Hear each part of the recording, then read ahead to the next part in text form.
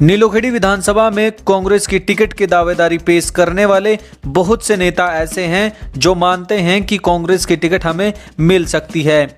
अलग अलग नेता अपने अलग अलग दाव खेलने की तैयारी में नीलोखेड़ी विधानसभा क्षेत्र में दिखाई पड़ते हैं। लेकिन अब सवाल यह है कि कांग्रेस की प्रबल टिकट की दावेदारी रखने वाला नेता कौन सा है। कांग्रेस किस पर मेहरबान हो सकती है, कांग्रेस किस पर मेहरबान होने वाली है। इसी विधानसभा में राजेंद्र बल्ला की एंट्री हो चुकी है, जो कांग्रेस के साथ कई सालों से काम कर रहे हैं और कांग्रेस की रणनीतियों को फैला रहे हैं। वैसे तो कांग्रेस की टिकट की दावेदारी रखने वाले बहुत से नेता नीलोखेड़ी विधानसभा क्षेत्र में मिल जाएंगे, लेकिन कुमारी सैलजा के साथ अच्छे और सीधे संपर्क जिसके लग रहे हैं वह राजेंद्र बल्ला है। क्योंकि अगर सोशल मीडिया की माने तो राजेंद्र बल्ला सोशल मीडिया पर अलग अलग पोस्टरों में, अलग अलग पोस्ट में और अलग अलग सोशल मीडिया की पोस्ट में, फोटोज में कुमारी सैलजा के साथ नजर आते हैं।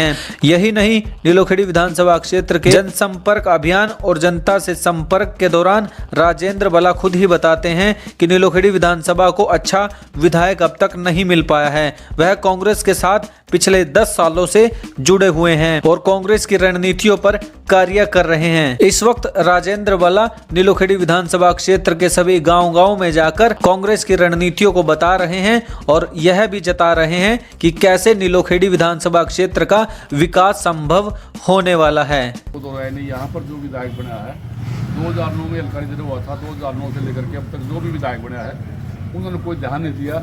वो सिर्फ टाइम पास रणनीति चल पड़े। और यहाँ पर पता क्या है, मैं ये कहता हूँ यहाँ पर सब डिवीजन की बहुत ज़रूरत है।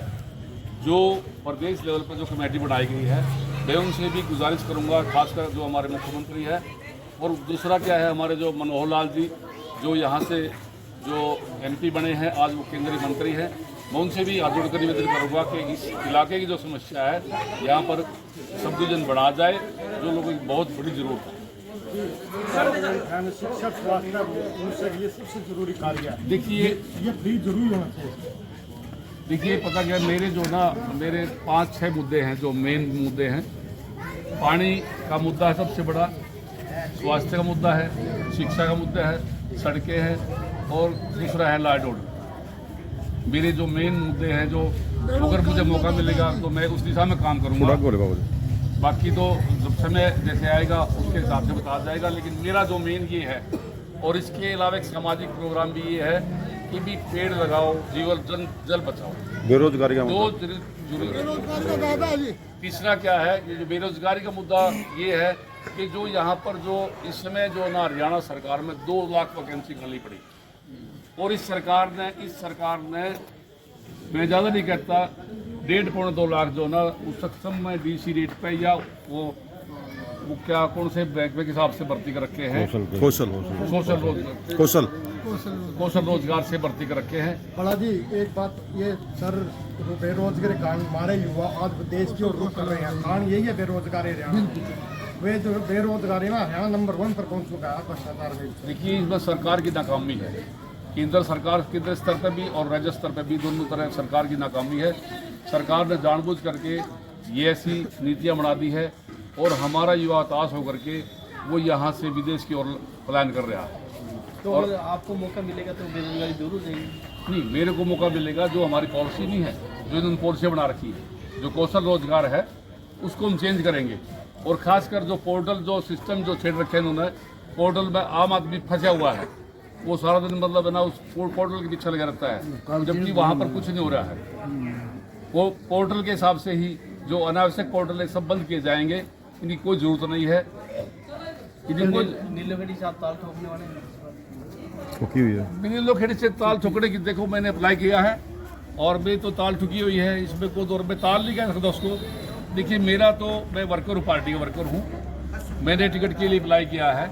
मैं पिछले 12-15 साल से यहाँ पर काम कर रहा हूँ और मैं सबसे जितने भी टिकट मांग रहे हैं, हमारे जितने साथी हैं वो टिकट मांग रहे हैं, मैं उनसे सबसे सीनियर हूँ और सक्षम हूँ सबसे ज़्यादा। और पार्टी इस बात पर विचार करेगी। वफादार हूँ पार्टी का, वफादार हूँ, निष्ठावान हूँ और कर्मठ हूँ, इसमें कोई दो राय नहीं है। और मुझे विश्वास है कि पार्टी मुझे मौका देगी, और मौका देगी तो मैं आप लोगों के बीच आऊँगा और आप लोगों से पार्टी के वोट के लिए अपील करूंगा। उसके बाद जो निर्णय जनता का होगा उसका स्वागत करेंगे। मैं आपको बताना चाहूँगा कि कांग्रेस वो पार्टी है जिसने आज से 70 साल पहले देश को गुलामी से निकाला था, आज़ाद कराया, और तब हमारे देश में सुई भी नहीं बनती थी। उस समय के हालात के अनुसार आज हम मतलब कहाँ लेकर आई कांग्रेस हमारे को, लेकिन हो सकता है समय के अनुसार कहीं चूक भी होगी। और पिछले 2014 में कुछ पार्टियों ने मिलकर के, जिसका नाम एनडीए है, और खासकर मुख्य जो फोटो ले ली भारतीय जनता पार्टी है, उसने षड्यंत्र के तहत झूठ बोल करके आप लोगों से रात को ले लिया, लेकिन वो रात चला नहीं पाए। सिवाय हिंदुस्तान में आपस में लड़ाना, हिंदू मुसलमान का लड़ाई झगड़ा कराना, आज तक कोई भी एक ऐसा ठोस कदम नहीं उठाएगा भारत की सरकार द्वारा कि जिससे ये लगे कि हाँ मतलब कोई ठोस निर्णय हुआ है। जितनी भी संस्थाएं पहले से बनी हुई है, नरेंद्र मोदी जी ने कोई भी एक ऐसी संस्था नहीं बनाई है जिसको आने वाले समय में मतलब देश याद रखे कि भी ऐसी संस्था बनाई है। जैसे पिछले जो इसरो थी, जो और कंपनियां बहुत है, लेकिन यहाँ पर भारत की सरकार द्वारा सिर्फ उनको बेचा गया है, उनको बेचा गया है। चाहे LIC है, चाहे एयरलाइंस है, चाहे और कंपनियां हैं, उनको बेचा गया है, और ये कह करके भी ये घाटे में और अपने आदमी को दे दिएगा। वो संपत्ति आपकी थी, आप लोगों के टैक्स से ये बनता है सब कुछ जो आप टैक्स देते हो। हर इंसान टैक्स देता है, वो किसी न किसी जो हम खरीदारी करते हैं उस पर सबका टैक्स होता है। और कांग्रेस एक ऐसी पार्टी है जिसने आपका भविष्य, आपके बच्चों का भविष्य, आपकी खेती से लेकर के मजदूरी से लेकर के मजदूर की दशा से सुधारने को लेकर के एक ऐसे कदम उठाए हैं जो आज भी लोग याद करते हैं। आपको याद होगा कि 75 में हमारे को प्लॉट दिए गए थे, 100 गज के प्लॉट दिए थे। वो क्यों दिए गए थे? उनको पता था कि भी गाँव में स्थिति क्या है, लेकिन इस सरकार ने कोई कदम ऐसा नहीं उठाया। महंगाई को कंट्रोल करने के लिए कांग्रेस ने हमेशा ही कदम उठाए, और कोई GST जो GST लगा रखा है इस टाइम, वो GST लगाने से पूरे ही सिस्टम का व्यापार का ठप हो गया। उधर नोटबंदी करी थी किस लिए कि भाई नोटबंदी करेंगे, उससे क्या है कि नकली नोट बिला छपेंगे, वो छपने बंद हो जाएंगे, और जो नकली नोट है उसका प्रचार प्रसार बंद हो जाएगा। लेकिन उसका कोई असर नहीं हुआ, और जितनी करेंसी थी उतनी वापस आ गई। यानी कि कुछ अपने आदमी को फायदा पहुंचाने के लिए उसने उत्तर प्रदेश की सरकार का चुनाव था, सिर्फ उसको पूरा करने के लिए उन लोगों ने ऐसा किया, और अब सरकार बना ली वहाँ पर। 2016 में ऐसा निर्णय लिया इन्होंने, और जिसके परिणाम हम आज भी भुगत रहे हैं।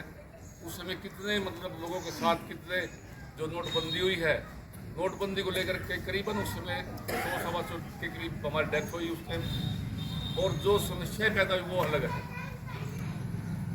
जो हमारा कोरोना काल था, कोरोना काल में सरकार का जो कार्य का देखा हमने किस तरह से रहा, ऑक्सीजन नहीं थी, दवाइयाँ नहीं थी, लोग तड़प तड़प के मरे, और खासकर मजदूरों की हालत ज़्यादा खराब हुई। कैसे कैसे वो आज भी याद आता है जो मंजर, तो बहुत दुख होता है। मेरा कहने का मतलब ये है कि इस सरकार में कांग्रेस की सरकार में काफ़ी अंतर है। अगर आप देखो तो, विचार करो तो, और आज विचार करने की जरूरत भी है, क्योंकि समय आ गया है।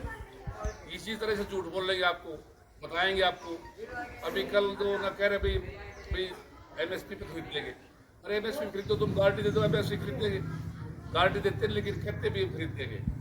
वो जो रेट पहले से तय है उस पर तो खरीदेंगे ही, लेकिन गारंटी देने में इतराज क्या है? जो तुम कर रहे हो भाई, केंद्र की सरकार को, यहाँ 750 किसान मर के धरने पे बैठे थे, 1.5 साल 1.25 साल धरना रहा, एक भी किसी भी सरकारी किसी आदमी ने ये तक नहीं कहा कि भाई ये गलत हुआ है। उनकी जो बेचारे की जो मृत्यु हुई है, जो उनके शहीद हुए हैं, किसी ने दो शब्द नहीं कहे। अभी जो हमारी जो सरकार है, जो आने वाली सरकार है, जो हरियाणा सरकार है, उसने संकल्प लिया है कि भाई हम जो शहीद हुए हैं उनको भी हम मतलब 20-25 लाख या 50,000 रुपये दिए जाएंगे और एक घर से नौकरी दी जाएगी। और आने वाली सरकार में जो हमने जो संकल्प लिया है 6,000 पेंशन करेंगे, सिलेंडर 500 रुपये का होगा। तो इस तरह की जो हम 10 स्कीमें वो लेकर के आ रहे हैं। और जो 100 गज के प्लाट है जो हमें पहले जो दिए गए थे, पिछले 10 साल में जो दिए गए थे, उसमें कुछ रह गए थे।